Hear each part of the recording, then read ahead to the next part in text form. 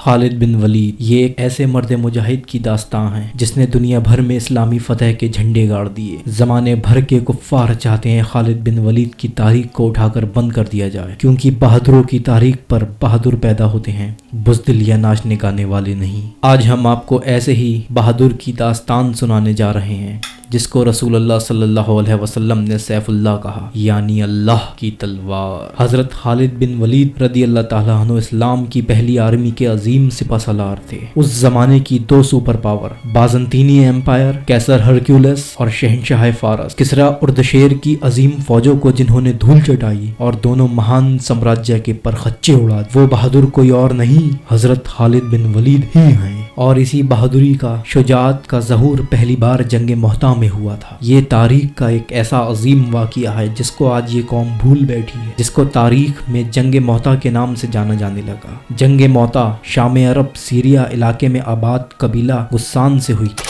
انہوں نے اپنے علاقوں میں 15 صحابی شہید کر دیے، اس قبائل نے جو عیسائیوں کے سردار کے تابع تھے۔ اس کے بعد پیارے آقا نے ایک ایلچی کے طور پر خط لے کے حضرت حارث ابن عمیر رضی اللہ تعالیٰ عنہ کو بھیجا۔ ان کو بھی ظالموں نے شہید کر دیا اور اس طرح آپ کے 16 سفیر شہید کر دیے گئے جن علاقوں میں عیسائی آباد تھے۔ سفیر کا قتل انسانیت کے خلاف بہت بڑا جرم مانا جاتا ہے اور جنگ کا اعلان سمجھا جاتا ہے۔ قبیلہ غسان کا ایک عیسائی قبیلہ تھا اور رومن کیسر ہرکیولس کا باز گزار تھا، جیسے آج چین اور نارتھ کوریا۔ شام کے عیسائیوں کی طرف سے جنگ کا اعلان ہو گیا۔ اب جب جنگ کا اعلان ہو چکا اور ظالموں کا ظلم حد سے زیادہ بڑھ گیا تو پیارے آقا حضور صلی اللہ علیہ وسلم نے ایک اسلامی لشکر تیار کیا جس کی تعداد محض 3000 تھی، اور اس صحابی لشکر کو پیارے آقا نے شام کی طرف روانہ کر دیا۔ جب یہ لشکر شام کی طرف بڑھا تو کیا دیکھتے ہیں کہ عیسائیوں کا لشکر پوری تیاری کے ساتھ پہلے ہی وہاں پر موجود، جس کی تعداد 2-4 ہزار نہیں، 10-20 ہزار نہیں،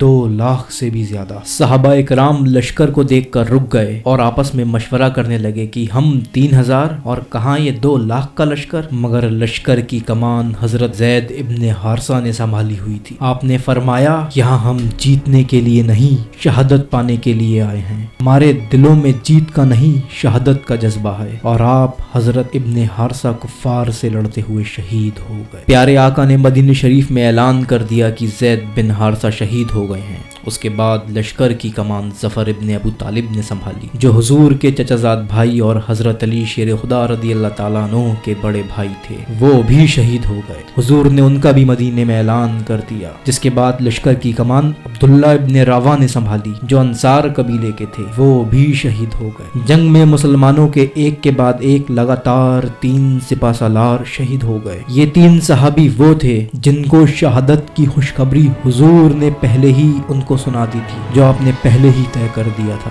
بہرحال جب 3 سپہ سالار شہید ہو گئے، اس کے بعد حضرت خالد بن ولید نے خود بڑھ کر فوج کی کمان سنبھالی۔ قسم خدا کی اس جنگ میں اسلامی فوج کا زندہ بچ کر آنا ہی بہت بڑی فتح تھی۔ حالانکہ جنگ محتہ میں فتح نہیں ہوئی تھی مگر شکست بھی نہیں ہوئی تھی۔ حضرت خالد بن ولید رضی اللہ تعالیٰ عنہ نے بڑی ہی ہوشیاری سے بہادری دکھا کر میدان جنگ سے اسلامی فوج کو باہر نکالا۔ اس جنگ میں 12 صحابہ اکرام مسلم فوجی شہید ہوئے اور عیسائیوں میں مرنے والے فوجیوں کی تعداد 2-4 ہزار نہیں، جس کی کوئی گنتی ہی نہ ہو سکی، کئی ہزاروں میں تھی۔ اسی بہادری اور شجاعت کو خریج تحسین پیش کرتے ہوئے رسول اللہ محمد صلی اللہ علیہ وسلم نے حضرت خالد بن ولید رضی اللہ تعالیٰ عنہ کو سیف اللہ کا خطاب فرمایا۔ آج کل جسے سرجیکل اسٹرائک کہا جاتا ہے، اس کے ایجاد کرتا حضرت خالد بن ولید ہی تھے۔ یہ ان کا خاص طریقہ جنگ تھا جسے اس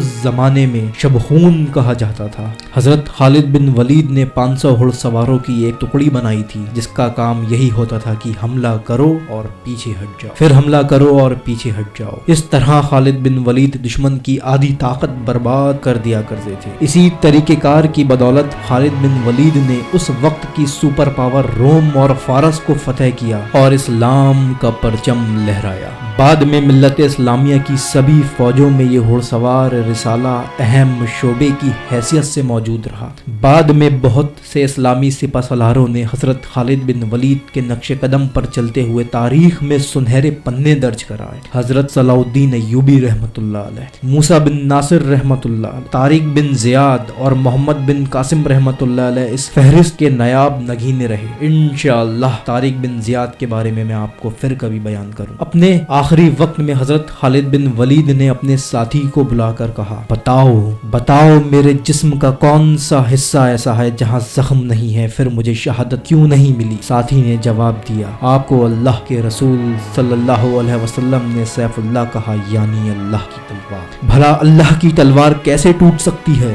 آپ کو بتا دوں، امیر المومنین حضرت عمر فاروق رضی اللہ تعالیٰ عنہ کے دور خلافت میں عرب کے لوگوں کو میت پر رونے کی اجازت نہیں تھی، اور جب خالد بن ولید دنیا سے رخصت ہوئے تو حضرت عمر نے کہا، آج اجازت ہے عرب کو لوگوں کو رونے کی، آج کسی کو نہ روکا جائے گا۔ اور سنو، یہ پیغام ہے حضرت خالد بن ولید کا امت مسلمہ کے نام۔ موت لکھی نہ ہو تو موت خود زندگی کی حفاظت کرتی ہے، اور جب موت مقدر میں ہوتی ہے تو زندگی دوڑتی ہوئی خود موت سے لپٹ جاتی ہے۔ زندگی سے زیادہ کوئی جی نہیں سکتا، اور موت سے پہلے کوئی مر نہیں سکتا۔ دنیا کے بزدلوں کو میرا یہ پیغام پہنچا دو کہ اگر میدان جہاد میں موت ہوتی تو اس طرح خالد بن ولید کو بستر پر موت نہ آتی۔ تو اے لوگوں، بتاؤ مجھے، تم کس بات سے ڈرتے ہو؟ کس موت کا خوف ہے؟ وہ موت جو ایک نہ ایک دن اپنے وقت پر آنا ہے، نہ پہلے نہ بعد میں۔ ایک بار رومن سپہ سالار نے حضرت خالد بن ولید سے پوچھا کہ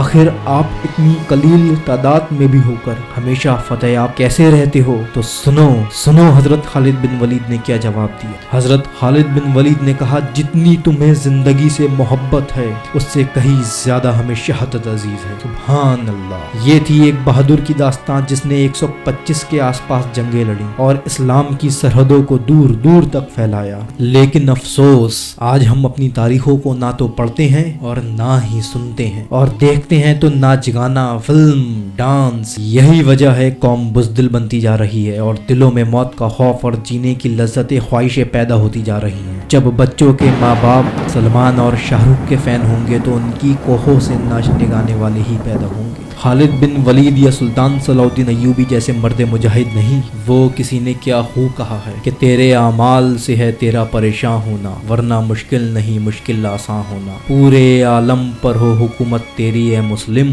تو جو سمجھ جائے اپنا مسلمان ہونا۔